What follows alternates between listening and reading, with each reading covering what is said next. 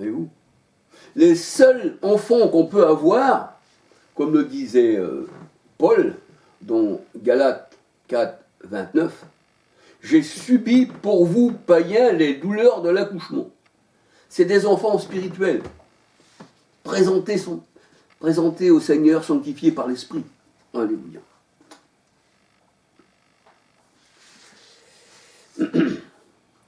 Alors, le Seigneur, il veut qu'on soit sans tache ni ride. Sans tache ni ride. Éphésiens 5, 22 à 31. Alléluia. Parce que les faux prophètes, Ézéchiel 34, verset 1 à 31, ne se souciaient pas des brebis. Ils les présentaient comme ça. Voilà, Éternel, voici, hein. On a parlé tout ça, mais c'est les commandements d'homme, mais si, un peu comme se fait dans les religions d'aujourd'hui. Et ils pensent que leurs brebis seront reçues, eh bien, dans l'assemblée du Seigneur. Et non. Le Seigneur a dit aucun boiteux, aucun aveugle, tout ça, et qui reste aveugle, tout ça, eh bien, rentrera dans mon assemblée.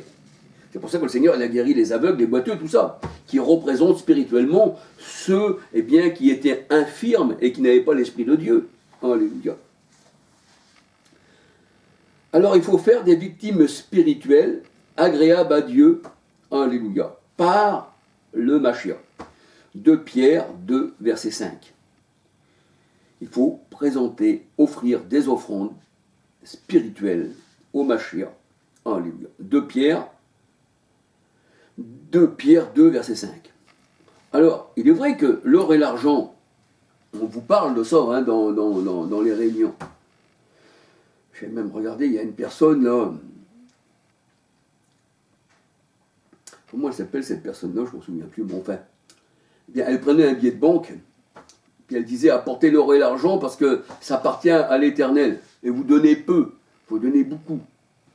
Apportez vos dîmes et vos offrandes parce que ça appartient à l'Éternel. Et il cite Agé de 8. Et il dit l'or et l'argent sont à moi, l'Éternel. Et vous apportez rien. Mais rapportez, vous allez être bénis. Mais combien que l'or et l'argent dans la parole de Dieu, ça n'a rien à voir avec des billets de banque.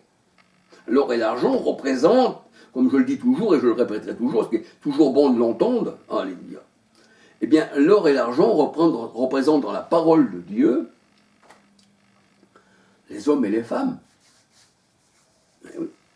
Et comme l'or et l'argent, le Seigneur, il dit, n'a pas été purifié, n'a pas été passé au feu, et voilà, et bien vous ne pouvez pas m'apporter cet or et cet argent dans mon trésor. Parce que ce que le Seigneur, il dit, vous êtes de l'or et de l'argent qui n'a pas été purifié, alors je vous rejette.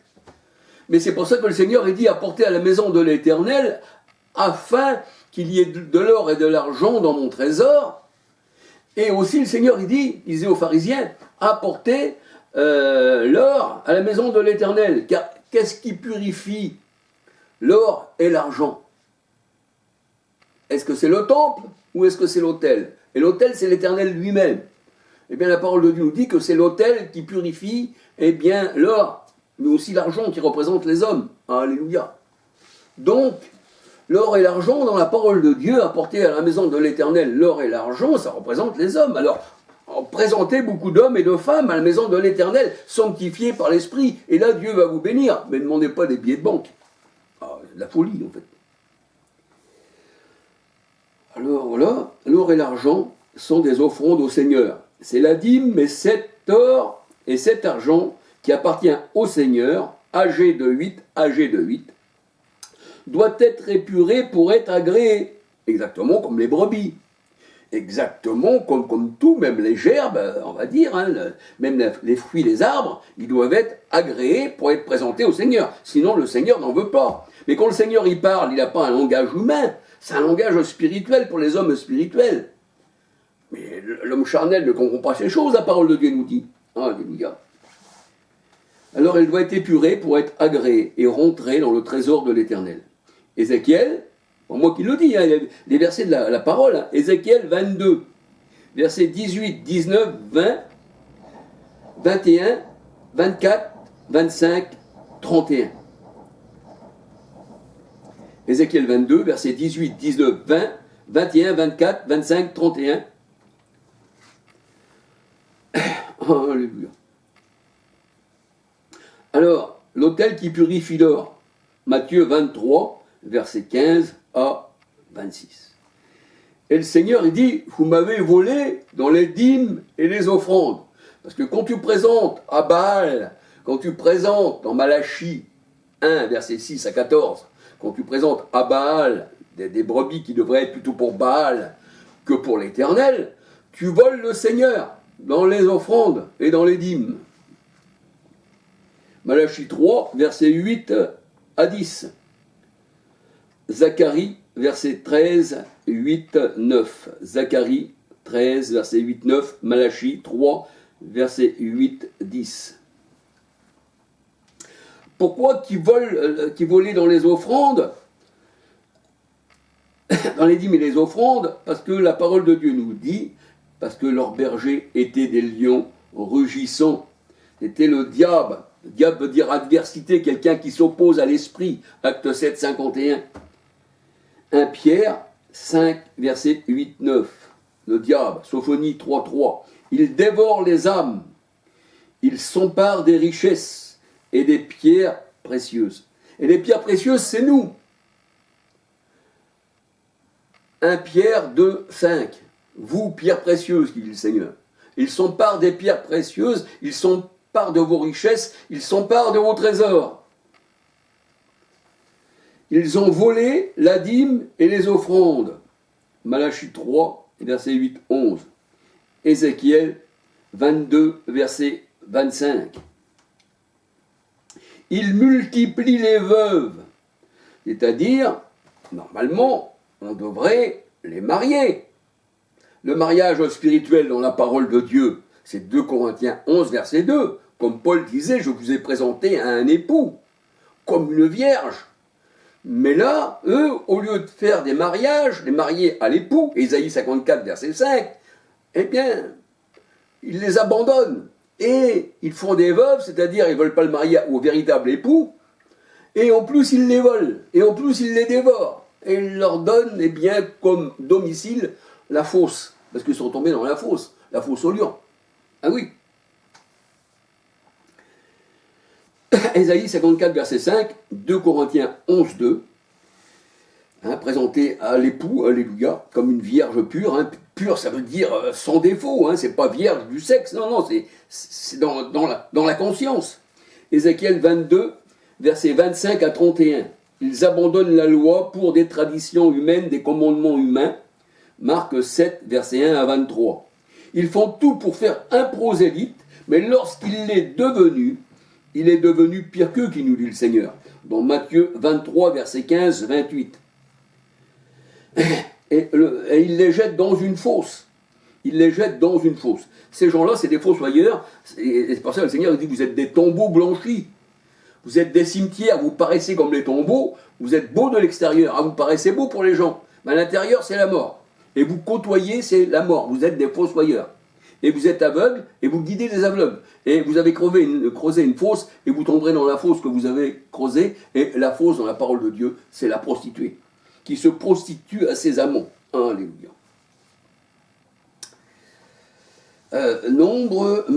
Matthieu 23. Matthieu 23, faites tout pour faire un prosélyte. Matthieu 23, verset 15, 28.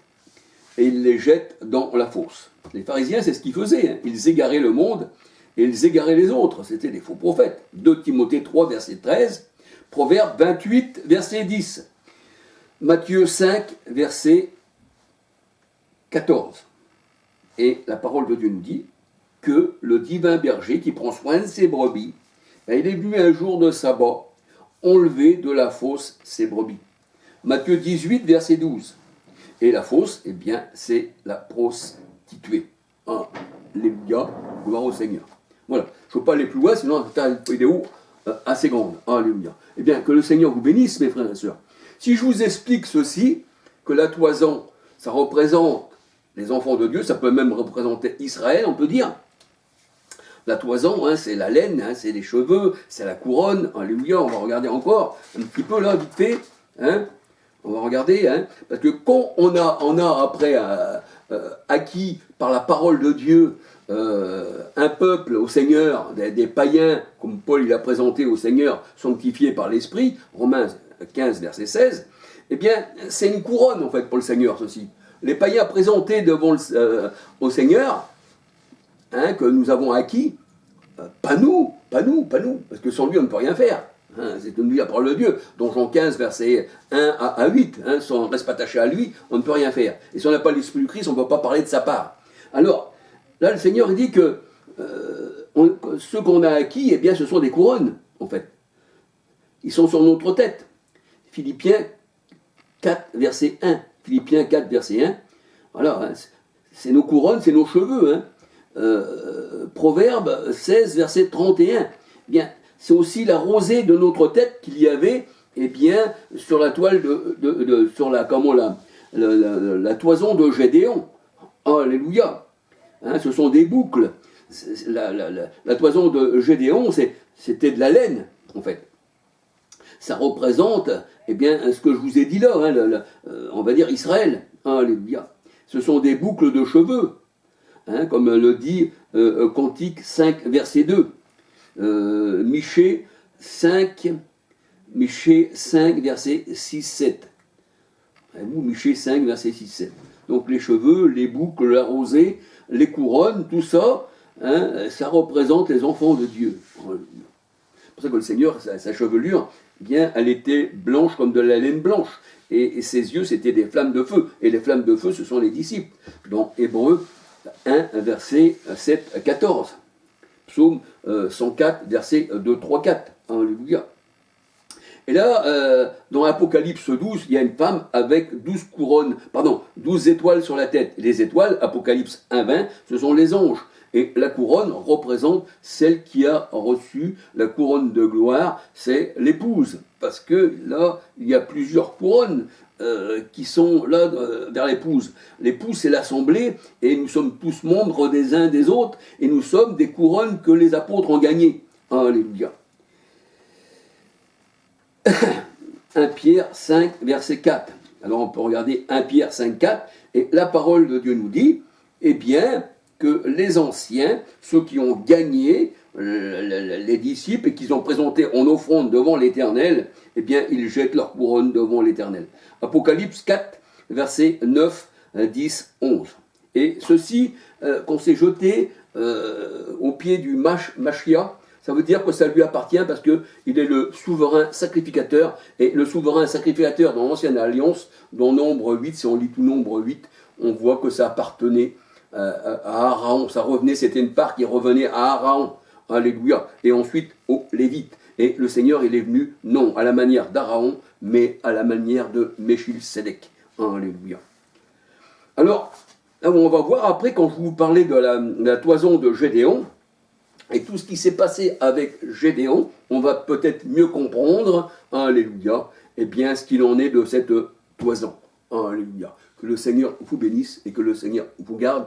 Et je fais ma deuxième vidéo sur ce sujet, ça sera toujours la toison de Gédéon, mais on va expliquer ce qui s'est passé, eh bien, avec Madian, avec, on va dire, les ennemis d'Israël, et avec Gédéon, et comment Gédéon, il a demandé au Seigneur de combattre contre ses ennemis. Alléluia. Que le Seigneur vous bénisse. Alléluia.